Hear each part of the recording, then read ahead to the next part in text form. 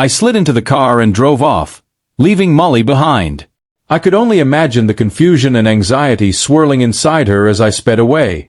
The weight of what I knew still pressed on my chest, but tonight wasn't about confrontation. It was about taking control and rebuilding my life. When I pulled up to Gabriel's house, the warm glow of the porch light and the delicious scent of baked lasagna greeted me. Gabriel and Rose welcomed me with genuine smiles, though I could sense they both noticed something was off. "It's good to see you, Mason," Gabriel said, clapping me on the shoulder.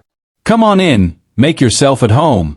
Rose, as always, was kind-hearted, extending her hand and offering a comforting smile. "You look like you've had a rough few days. Come sit, let's get you fed." Their warmth was disarming, and as we settled around the dinner table, I tried to keep the conversation light. I talked about work, my interest in joining Gabriel's team, but as the evening wore on, the mask I was wearing began to crack. Rose, ever perceptive, noticed the shift in my mood. "Mason," she said softly, her voice full of concern, "you don't have to share anything you're not ready for, but if you want to talk, we're here." I hesitated, my thoughts swirling. Then I let out a deep sigh and set my fork down. "It's Molly," I said, my voice thick with emotion. "She's been unfaithful. And not just with one person." Gabriel's expression shifted, shock overtaking his face. "Not just one." He paused, his fork suspended in midair. "Who else, Mason?" "Brad. My boss," I muttered, the words tasting bitter on my tongue. "And a few of his friends. His son, even. I have proof, but seeing it, knowing it, it's unbearable." Gabriel's face darkened. "Brad," he whispered, disbelief evident in his tone. "I can't believe he'd do something so low." Rose reached out, gently placing a hand on mine. "Mason, I'm so sorry," she said, her voice soft. "I can't imagine how painful this is for you." "It's worse than you can imagine," I replied, my throat tightening. "The betrayal isn't just emotional. It's with people I trusted. People who should have had my back." I took a breath, the weight of it all crashing down. "I can't work with Brad anymore. I can't stay in that environment." Gabriel nodded, his gaze firm and understanding. "You're welcome on my team, Mason. We'll make sure everything's set up for you. You don't have to stay in that toxic environment." Rose leaned in, her eyes filled with concern. "Do you have someone you can talk to, Mason? Outside of us, I mean. A professional, or even just someone to listen?" I shook my head, the emptiness settling in my chest. "Not really. That's why I came here. I need to talk to someone who might understand." "You're not alone," Gabriel said, his tone resolute. "We've got your back, Mason. And if you need someone to talk to, Rose can help connect you with the right people." Their support was a lifeline, a small spark of hope in a sea of darkness.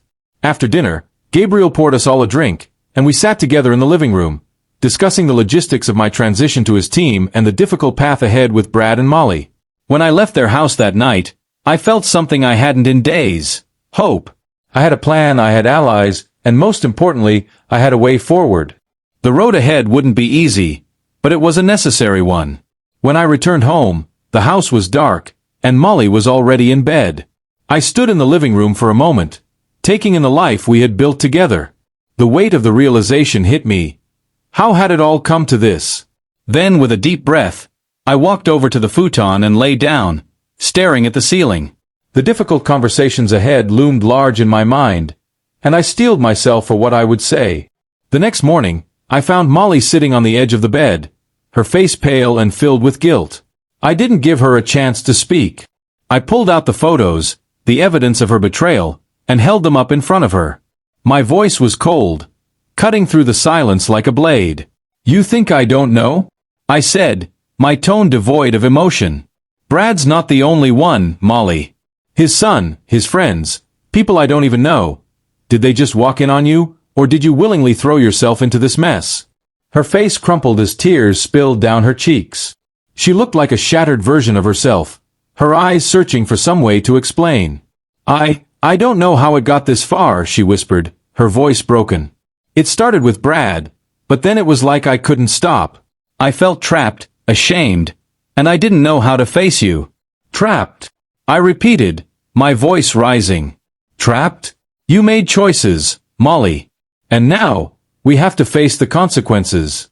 The confrontation was inevitable. I could see the guilt in her eyes as she sobbed, hands trembling as she clutched her face. I know I messed up, Mason. I don't deserve your forgiveness, but I still love you. I couldn't bear it. Slamming my hand on the table, the sharp sound of it echoed between us, making her flinch. Don't you dare say that, I growled, my voice cold and biting.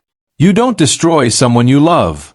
You don't humiliate them, ruin their trust, and shatter their life. Love. You threw that word away the moment you chose Brad over me. Her tears were the only response, her silence louder than any words could have been. After a long, agonizing pause, I leaned back in my chair, my tone softer, but the weight of my words no less heavy. This is over, Molly. There's no fixing this. I'm filing for divorce, and there's nothing left to discuss.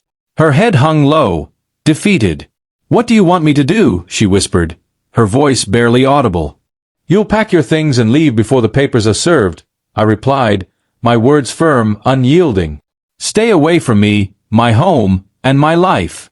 You wanted Brad and his circus? Congratulations. You're free to join them. Her shoulders trembled as the reality of my words settled in. I'll leave tomorrow, she murmured, almost too quietly to hear. I couldn't bring myself to look at her any more. My eyes burned with the sting of betrayal, but I turned and walked out without a second glance. The house felt emptier than ever before. Upstairs, I sat on the edge of the bed, staring out of the window, the weight of the moment pressing down on me. My marriage was over. The trust that had been the foundation of everything had crumbled, and the woman I had once thought I'd spend my life with was now a stranger to me. But in the midst of the pain, there was something else, something unexpected, a faint sense of relief. I had made my decision. I had taken control. And for the first time in weeks, I felt clarity. I didn't need Molly, I didn't need Brad, and I certainly didn't need the wreckage they left in their wake. It was time to rebuild, on my terms. The aftermath of my marriage was a storm, betrayal, heartbreak, and tragedy. But as the dust slowly settled, I found myself standing at a crossroads, ready to turn the page and move on. It wasn't easy, and the scars would remain, but forgiveness and letting go weren't for her. They were for me. Path to my own peace, my own healing. Work at Empire kept me busy. It offered a sense of stability I hadn't felt in months, and Gabriel was a rock. His mentorship grounded me when everything else felt uncertain. Rose's counseling sessions helped me reconnect with parts of myself I thought had been lost forever. I dove into fitness, explored martial arts, and rediscovered old hobbies. Bit by bit, I was finding myself again. Then Tracy invited me to happy hour one evening. First, I hesitated. Putting myself out there, being social again after everything, felt strange. But I knew staying trapped in the past wasn't an option. So, I said yes. That night, at Hitchhikers, I found myself laughing with Tracy and the team.